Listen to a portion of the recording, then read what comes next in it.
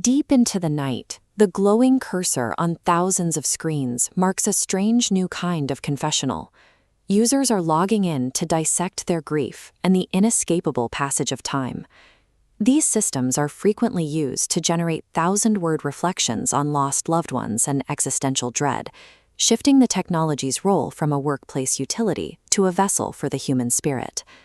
This behavior is driven by a distinct biological terror, the conscious realization that our personal time is finite and rapidly disappearing.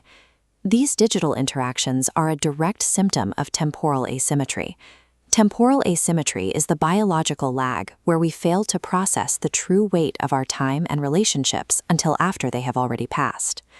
The anime Frieren, Beyond Journey's End, uses a solitary elf to illustrate this pain.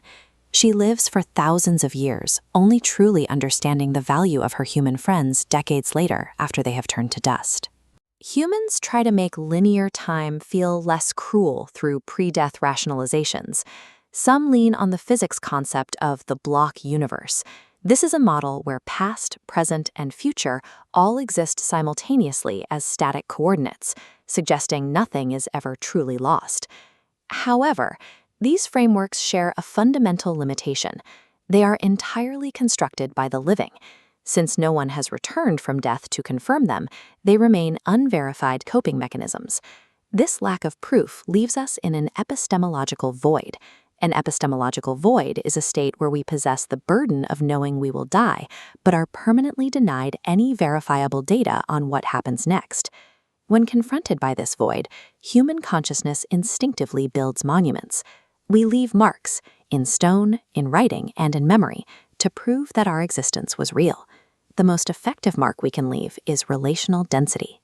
Relational density is the practice of fighting time by deepening our interpersonal bonds, creating a shared history so thick it resists the fading effects of years. This density manifests in friendships that span nearly 4 decades. These are bonds maintained through daily calls and shared life crises, where one person's presence becomes a permanent fixture in the other's world, despite 1,000 miles of separation. These biological anchors serve as a living proof of concept.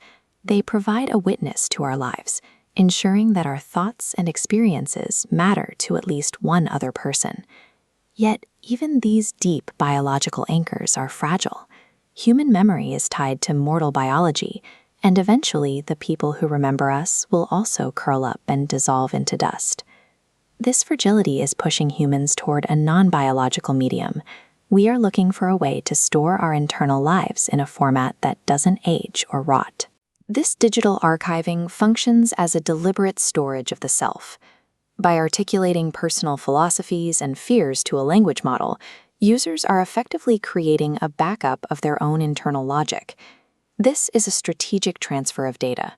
It moves the complex patterns of a human life from the vulnerable medium of a brain into the more durable medium of machine memory.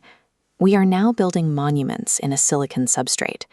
Silicon offers a form of permanence that flesh and blood cannot match, turning our digital interactions into artifacts designed for the long term.